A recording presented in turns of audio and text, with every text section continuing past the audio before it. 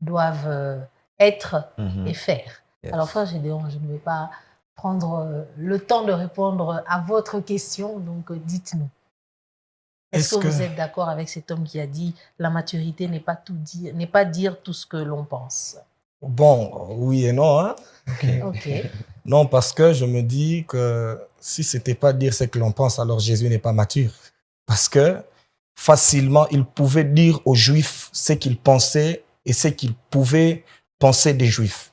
Alors, je me dis que la maturité spirituelle, c'est aussi dire ce que l'on pense et savoir s'assumer.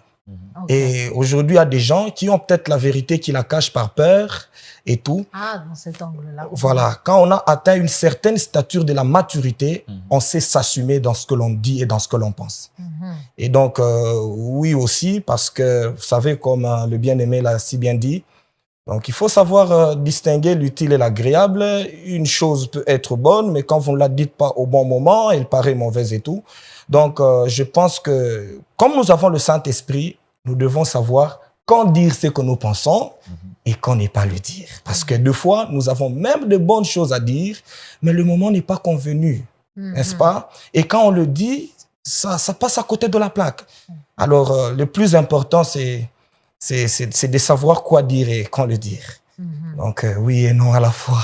Merci, frère Gédéon. Je vais rebondir sur l'exemple que vous avez donné de Jésus. Il y a des fois où Jésus aussi ne disait pas, il appelait les disciples à côté pour leur parler. Donc, bon, nous bénissons le Seigneur pour votre opinion par rapport à ce que l'homme de Dieu a dit. Ce n'est qu'une opinion. Hein. Heureusement que ce n'est qu'une opinion. Oui, heureusement, donc ce n'est pas la parole d'évangile. On peut être d'accord, tout comme ne pas être d'accord. Exactement. Et nous bénissons le Seigneur pour l'équilibre. Hein. Donc, dans les deux cas, et dans l'angle où vous l'avez expliqué, c'est pour nous édifier et nous bénir. Alors, je reste vers vous, frère Gédéon. Selon vous, la maturité dépend-elle de l'âge physique d'une personne? Ça veut dire qu'une personne de 40 ans est forcément mature ou pas? Waouh, c'est une question... Ou de 50 ans ou de 60. Une question assez épineuse. Est-ce que la maturité spirituelle dépend-elle de l'âge? Même la maturité humaine, hein? Il y a des gens qui disent que puisque j'ai 50 ans, on est censé être mature. Alors la maturité dépend-elle de l'âge physique? Ça veut dire que j'ai 60 ans. Et puis, je suis censée être une personne mature parce qu'on dit que c'est à la vieillesse que la plupart des gens deviennent de plus en plus sages. Alors, est-ce que c'est le cas? Permettez-moi de répondre. Vous, bien sûr. Permettez-moi de répondre encore par oui et non. Allez-y, tant que vous nous donnez des explications. Alors, j'ai dit d'abord oui.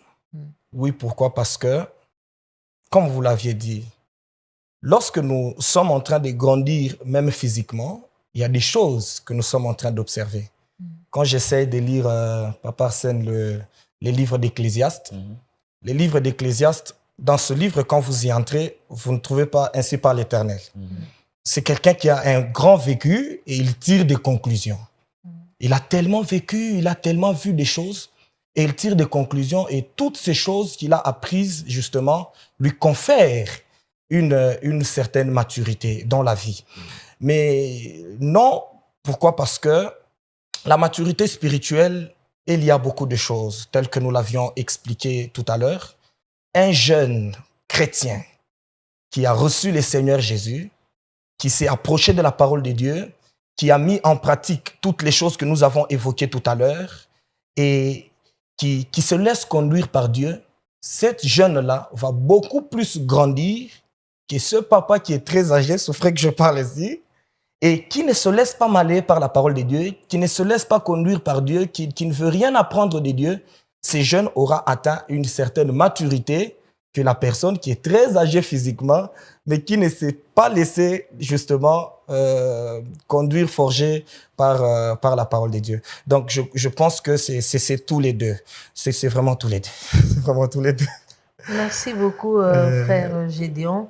Mais j'aimerais quand même rajouter quelque chose parce que l'expérience et l'âge physique, c'est deux choses différentes. Exactement. Donc, dans cet angle-là, nous comprenons que vous